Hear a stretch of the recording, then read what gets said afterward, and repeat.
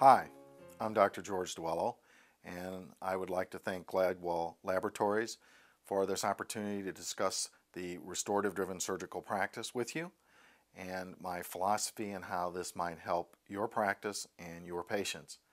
I am a periodontist in St. Louis, Missouri. I've been in private practice since 1983 after a couple years in the United States Air Force, and I've been fortunate to have an opportunity to practice implant dentistry since 1986. I was trained at the University of Texas San Antonio under Steve Perrell and Dan Sullivan and Gil Triplett, who taught the first Brandemark procedure for periodontists in the United States. So I feel quite lucky to have been doing implant dentistry for some time, and it's really been a learning experience with my fellow colleagues in St. Louis, and I've had an opportunity to travel throughout the United States and lecture on the restorative-driven surgical practice.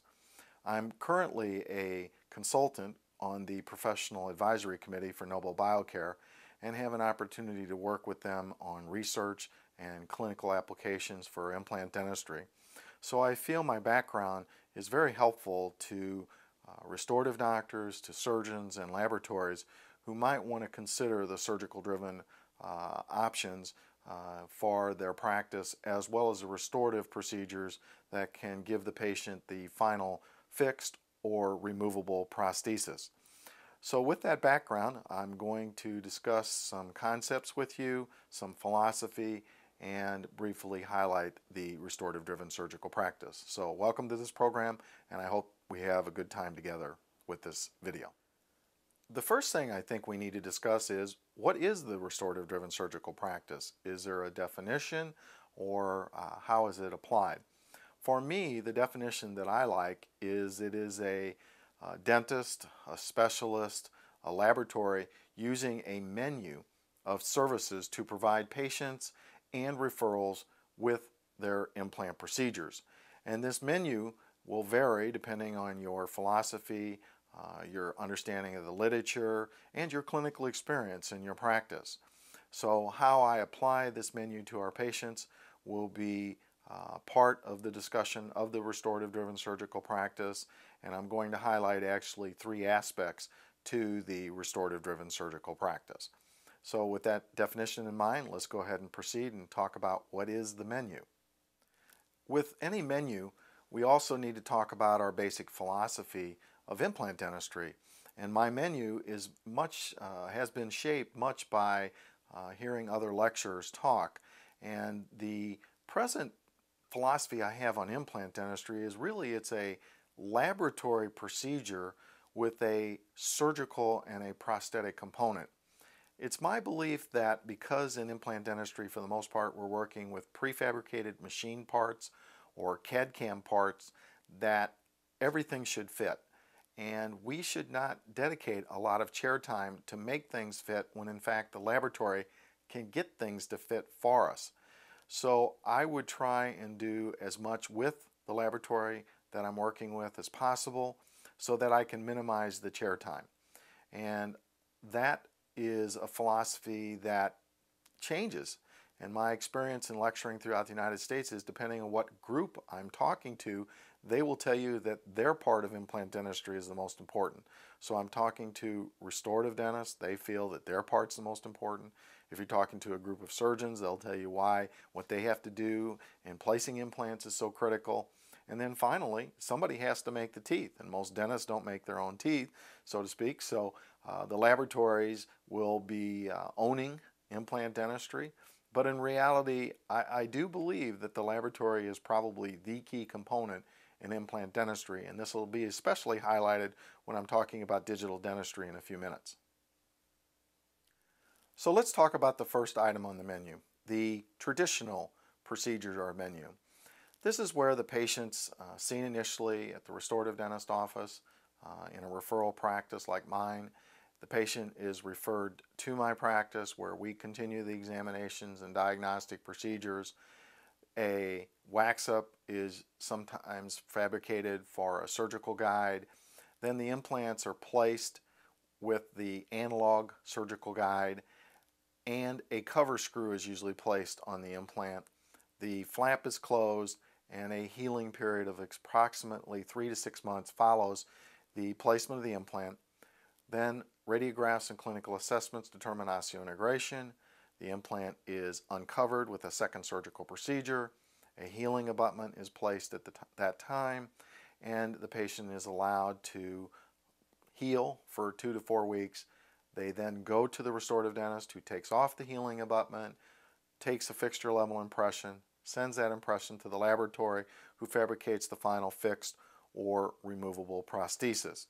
This is the way implant dentistry has been practiced throughout the world for the last 20 or 30 years. Excellent results with this type of technology in this menu. I'm going to say, if you're comfortable with this menu and your referral is comfortable with this menu, you're more than welcome to go ahead and continue to provide this type of service that's been documented in evidence-based dentistry to be extremely successful and is one of the stalwarts in implant dentistry with this traditional menu. So I would hope that you would continue that. Now, second to this, there is kind of a hybrid in the traditional menu. And really the only difference is, instead of putting a cover screw on and burying the implant at the surgical procedure, the surgeon elects to put a healing abutment on at the first surgical experience and allow the patient's soft tissue to heal around the healing abutment during the 3 to 6 month integration period. And then the patient is sent to the dentist for the impression at the fixture level and the subsequent prosthetics that we talked about in the traditional menu. So the hybrid traditional menu just changes a little bit by putting a healing abutment on at the time of the surgical visit. So with that, we would like to proceed into what I consider to be the biggest and most significant change in implant dentistry, and that's immediate loading. Immediate loading has really changed my philosophy and helped patients more than any procedure that we've done in the last probably 10 to 15 years. My experience with immediate loading started in about 2003, 2004 with some colleagues in Europe and the United States that were testing the initial Nobel guide procedures and single tooth immediate procedures in the anterior maxilla. And it was evident to me, although it was contradictory to what Dr. Brandmark had originally talked about, that it was possible to put implants in as long as you had primary stability of the implant and you could control the occlusal loads, that immediate loading was possible. There was not a lot of literature in 2004, 2005, but in 2009, 2010, most of the mainstream implant journals have multiple articles, evidence-based articles, on successes with immediate loading using various implant systems. So for me, implant loading is really significant. Not so much that I can do it, but how the patient benefits from it. And if we can reduce patient morbidity and the amount of time that they have to wear removable appliances, it's been my experience that patients are quite satisfied with that, that benefit, and it can help with your practice. In the immediate load, you still do the examination, perform the diagnostics, and in this case there is a single stage surgical procedure where a provisional is placed at the time of surgery and a temporary abutment. So the laboratory may have to fabricate something for you in advance that's not necessarily a surgical stent, but a prosthetic procedure or prosthetic device for the patient.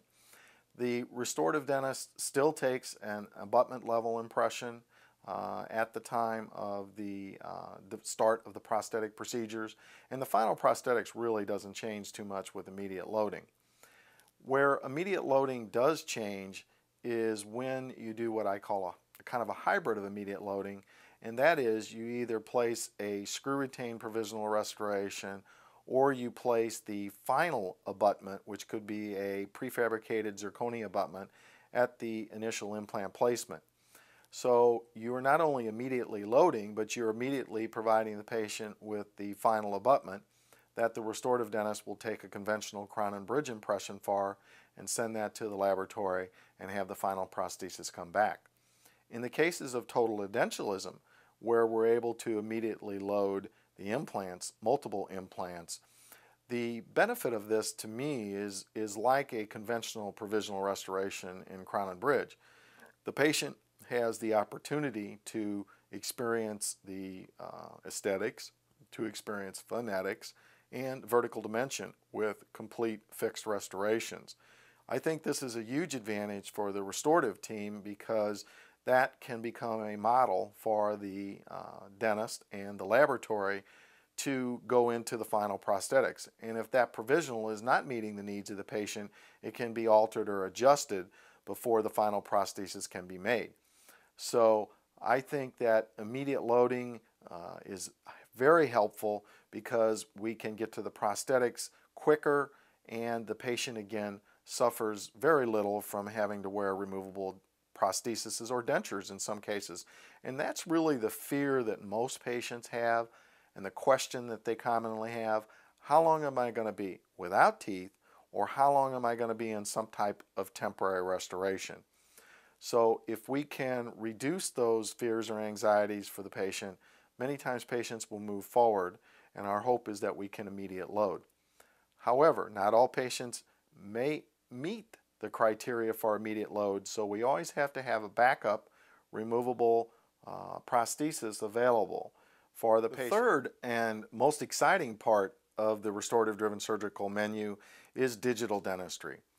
Digital dentistry is something that I have been involved with for most of my career, really. Since 1987, I've had Macintosh computers in my office, I've had PCs in my office, but it's only been in the last 10 years where we can now use those in clinical dentistry.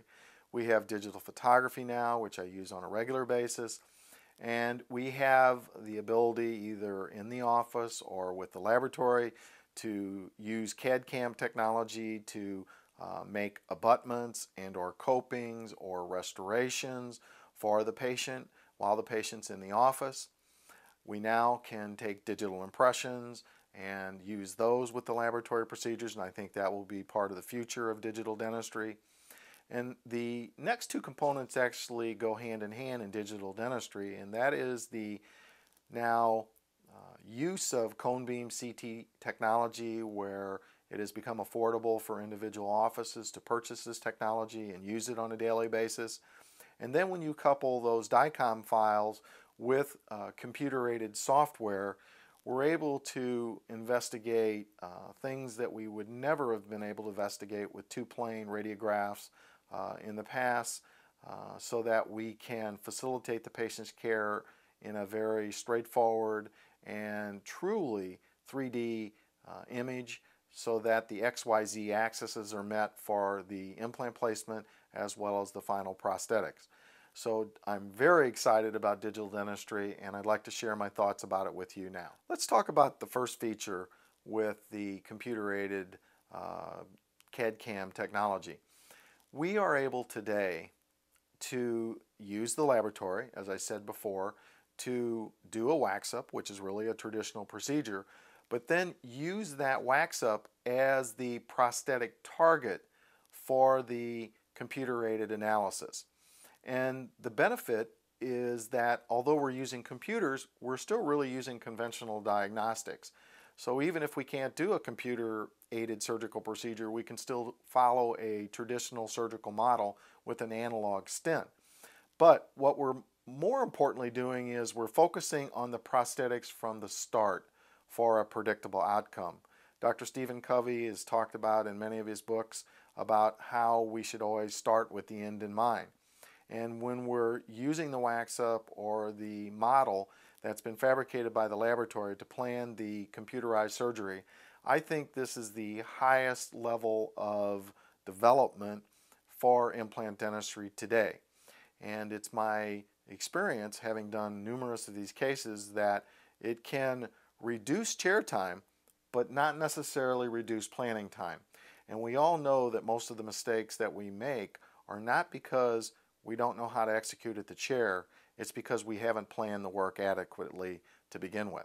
So with this technology, we can plan and then execute our plan with confidence so that we can achieve the results that we know we want for ourselves and our patients. Once the laboratory has made the wax up and it's been approved by the patient and the doctor, then the radiographic guide is fabricated by the laboratory then we can use that in what's called a double scan protocol, where we scan the patient with the scan stent and we scan the actual radiographic stent by itself, and then combine those two in a DICOM file software that allows us to do our analysis.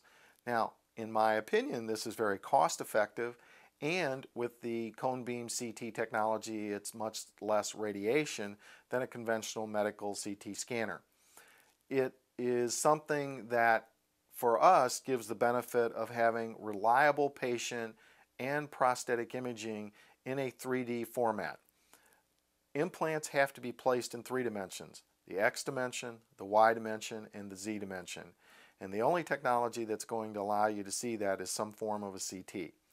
So the radiographic guide, again fabricated by the laboratory, becomes critical in this last menu in digital dentistry for us. After a successful scan, we then take the DICOM files and put it into the software. I use Nobel software from Nobel Biocare to do my planning.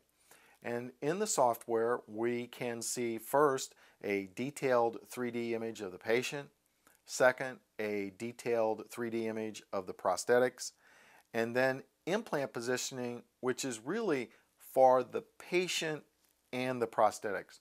Many times I've heard surgeons talk about, well, I had to put the implant where the bone was. Or I hear restorative dentists complain about, well, why is the implant in that position?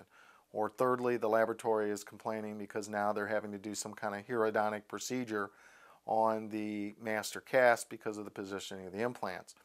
Well, when you use computer-aided planning software, what you can do is you can see these problems in advance. And if we can't deliver the implant to the prosthetic platform, then we need to be communicating with the patient, the referral, the laboratory about what we can and can't do. And sometimes we have to do pre-implant placement soft tissue surgery or hard surgery where we're trying to develop bone. So it does give us insight into the anatomy, the surgery that can be executed, and the prosthetics. So for me, I think this is critical to communicate with all the members of the team, and it is the culmination of what really the restorative-driven surgical practice should be. Sometimes in some practices, the prosthodontist or the restorative dentist is planning the surgery. In some cases, it's the laboratory that can plan with the software. And in my case, it's me who does the planning and then gets approval with the laboratory and the restorative dentist. So surgical software and video games for surgeons, so to speak, is an excellent tool. I hear some people complain about having to learn the software and learn how to run computers, but this is just part of the game that we need to be familiar with, and it's a skill that we have to have if we're going to provide this kind of service to our patients. So I really hope that you go out and seek information in this area. Once the software analysis has been done, then a surgical template can be made via stereolithography that realizes the 3D plan that was developed by whoever is doing the planning. This guide, stereolithography guide, then becomes the tool to place the implants.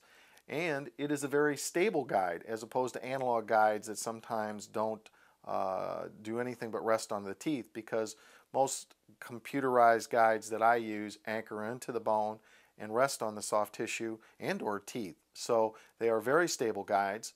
The benefits by having this stable guide is that you can perform safe and very effective implant surgery in a minimally invasive manner. Dentistry really is one of the last areas in medicine and dentistry that has started to do minimally invasive surgery.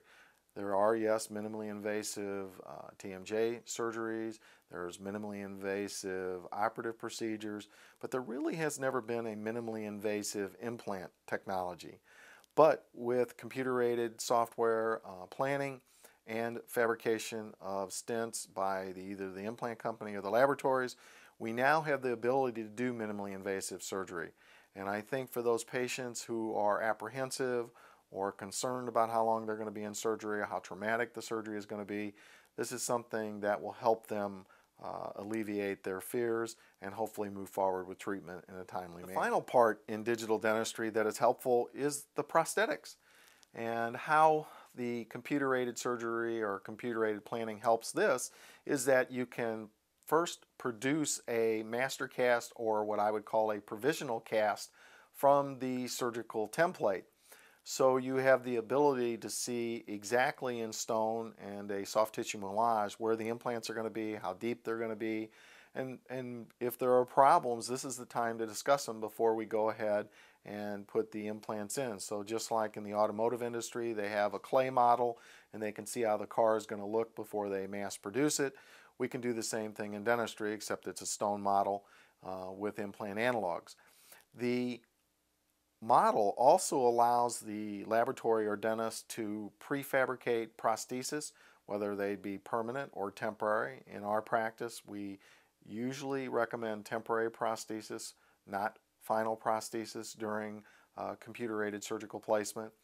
So the benefits from this type of feature that is given to us in digital dentistry is that you can immediate load again, which I said is very important, and provisionalize things, and sometimes those prostheses can be fabricated in advance, so there's less chair time in fabricating them.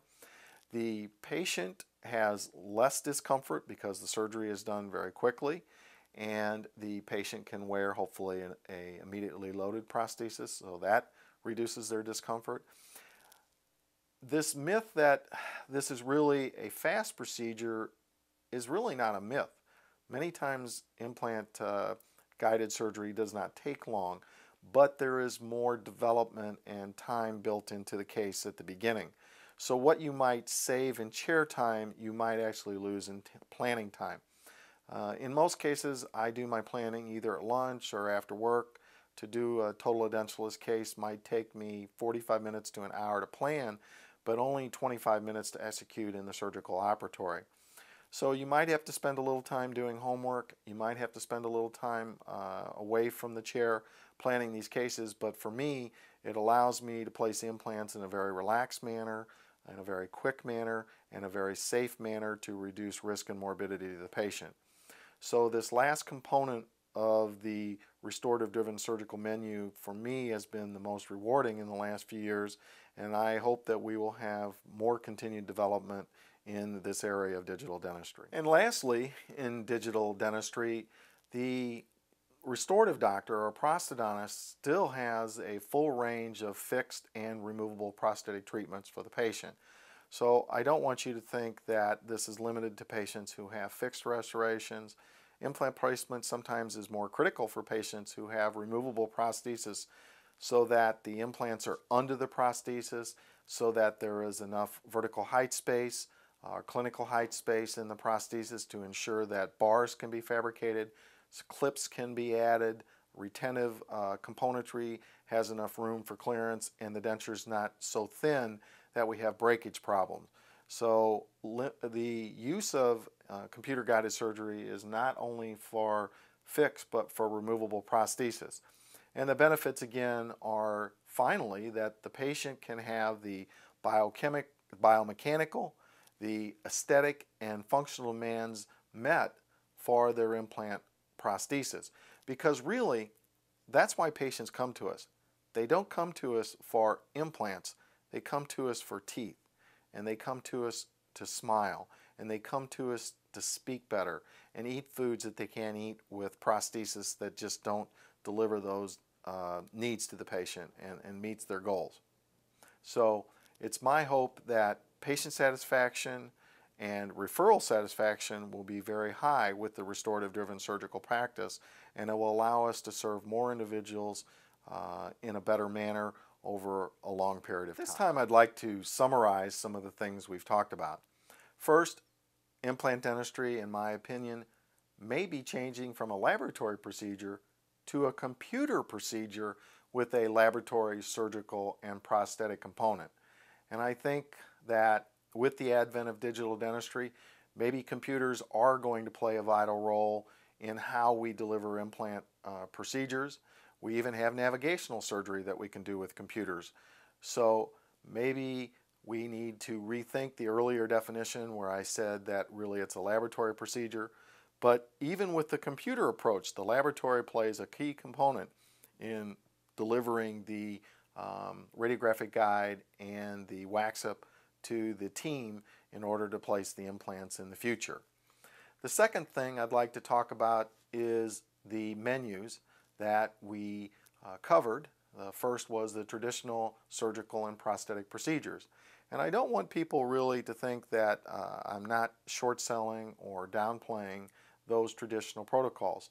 70–80% of the implant procedures that are done in the United States today are still done with a traditional stage 1, stage 2 protocol. So for those of you who want to continue that, please be my guest, and I wish you well. The other is immediate loading. Immediate loading is something that a lot of people are still not doing. They're a little afraid of and they're very nervous about. But if you follow the recommended protocols, read the literature, I think that you will be successful in immediate loading and not shy away from it. But I do believe you have to be careful and know when you should fall back on or use a traditional surgical approach as opposed to immediate loading. The last and most dramatic change in implant dentistry is digital dentistry, with CAD/CAM technology and surgical software and fabrication of appliances, either provisional or final appliances. I am looking forward to spending more time in this area, writing about it and sharing it with my colleagues in the United States. And it's my hope that the whole team will understand the importance of using computers and planning software to place implants. The restorative-driven surgical practice is ultimately served at its highest level with this technology. So I will continue to watch the manufacturers and the laboratories who are going to support the restorative-driven surgical practice in this menu. I'd like to thank Glidewell Laboratories and Dr. Brad Bockhorst for this invitation to spend time with you discussing the restorative-driven surgical practice. I hope that this brief time we've had together gives you some knowledge of how the restorative-driven surgical practice can benefit your patients, how traditional models still work, how immediate loading has changed implant dentistry, and lastly, how digital dentistry is really at the cutting edge of where we can give the patient a 3D imaging of what can be done, should be done for our patients to provide them with the most optimal aesthetic, phonetic, and functional result possible in dentistry today. So with that, I'd like to thank you for being here with us and look forward to seeing some of you around the country as I lecture, and good evening.